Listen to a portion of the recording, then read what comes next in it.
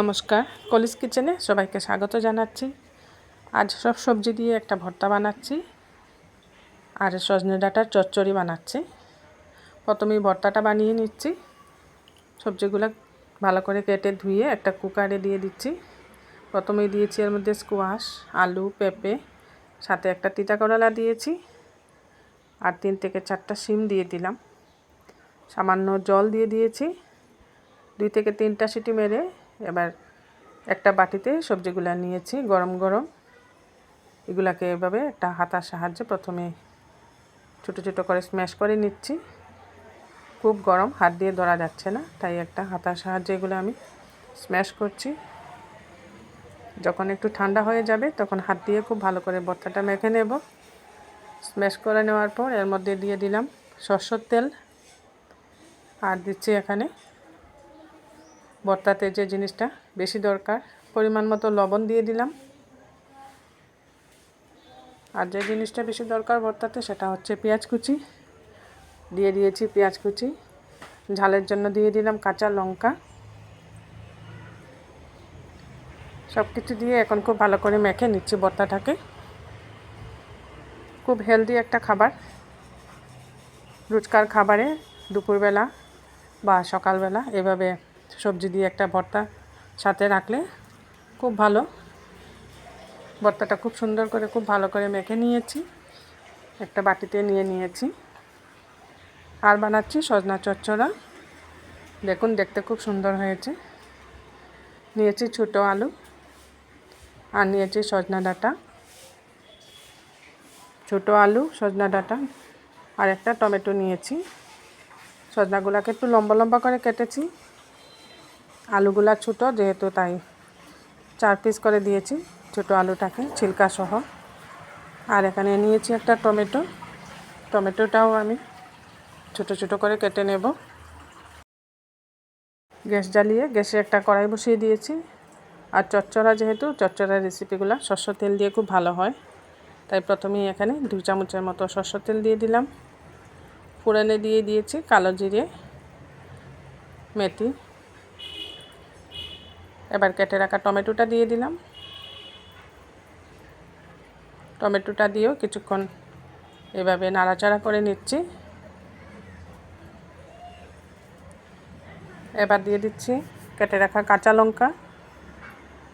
চচ্চড়ার রেসিপিগুলো একটু ঝাল ঝাল হলে ভালো লাগে খেতে, আর কাঁচা লঙ্কার ঝালটাই চচ্চড়ার মধ্যে খুব ভালো হয়। তাই কাঁচা লঙ্কাটা টমেটোর সাথে একটু ভালো করে ভেজে নিলাম। এবার দেব গুঁড়া মশলা, তাই মশলাটা যাতে পুড়ে না যায় এর জন্য সামান্য জল দিয়ে দিয়েছি। প্রথমেই দিচ্ছি হলুদের গুঁড়া আর দিচ্ছি জিরে গুঁড়া আর ধনে গুঁড়া, লাল লঙ্কার গুঁড়া এর মধ্যে আমি দিচ্ছি না, যেহেতু কালারটা সুন্দর থাকবে এর জন্য। সামান্য সরষে পাউডার দিয়ে দিচ্ছি। এটা আমি ডাইরেক্ট কড়াইয়ের মধ্যেই দিয়ে দিচ্ছি। এটাকে আগে জলে গুলে রেখে না দিলেও হবে। এইভাবে কড়াইয়ের মধ্যে যখন মশলা কষানো হবে তখনই সরষে পাউডারটা দিয়ে দিলে হবে।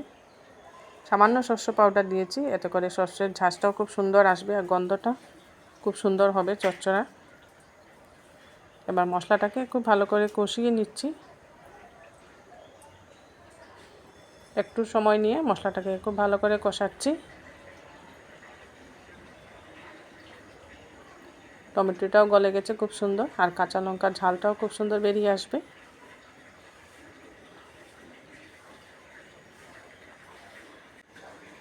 এইভাবে কিছুক্ষণ কষিয়ে নেওয়ার পর কেটে রাখা সজনা ডাঁটা দিয়ে দিচ্ছি।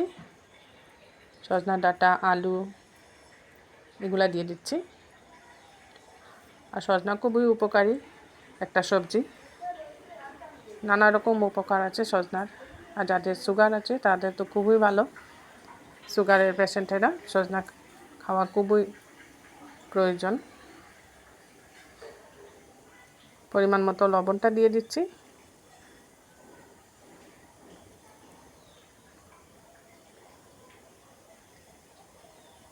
লবণটা দিয়েও এখন ভালো করে কষিয়ে নিচ্ছি। সব মশলার সাথে সজনা আলু এভাবে খুব ভালো করে কষিয়ে নিতে হবে সজনা আর আলুটাকে। আর রেসিপির কালারটা দেখুন গ্রিনি গ্রিনি থাকবে, যেহেতু এর মধ্যে আমি লাল লঙ্কার গুঁড়া ব্যবহার করি নাই। খুব ভালো করে কষিয়ে নিচ্ছি। আমার ভয়েস ওভারের সময় পাশের কুকারে ভাত বসিয়েছি, তাই কিছুটা সিটির আওয়াজ শোনা যাচ্ছে ভাতের। পরিমাণ মতো জল দিয়ে দিয়েছি, একটু ঝুলঝুল হবে দেখতে, কিন্তু অনেকটা শুকিয়ে যাবে যখন রান্নাটা হবে।